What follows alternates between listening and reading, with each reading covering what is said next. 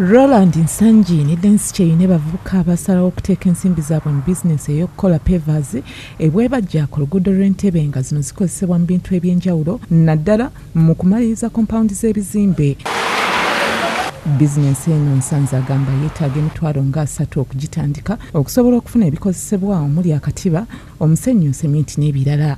Omusenyu emmotoka esobola ya mitwalo nga 12. Emmotoka ya musenyu ng'okozesa ka katiba ya mitwalo 12.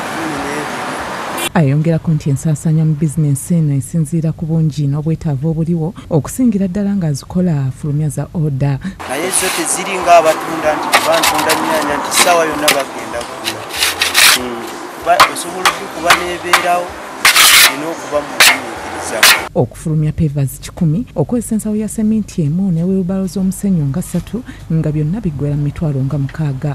Kuzina ategeezezza nti asobola okufunako amagoba ga mutwalo mulamba n'okusingawo nga kino kisinziira ku nteeseganya ebaawo ne kasitoma we. Kasitoma n'ajja nga bbeeyi gy'omugambye kuba nti kati okoma 650 kasitoma n'alemera omusulusa n'omugamba nosulusa wakati ku bbeeyi gwe gy'okomako gy'obalira bizinesi kitegeeza amagoba genda kuba oyongerako ku magoba ge batobalira ku 500. Ko Agataliiko Pavers zino kasinga kubaawo mu biseera eby'enkuba nga kano kava mu bazimbi n'amakampuni ag'enjawulo.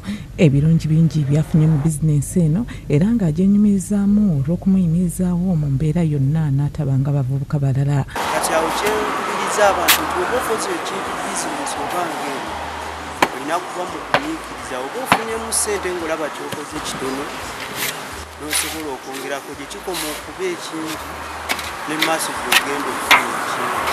Prim Hannington Katende yakusakedde guddirira okulaba Bukedde TV 1.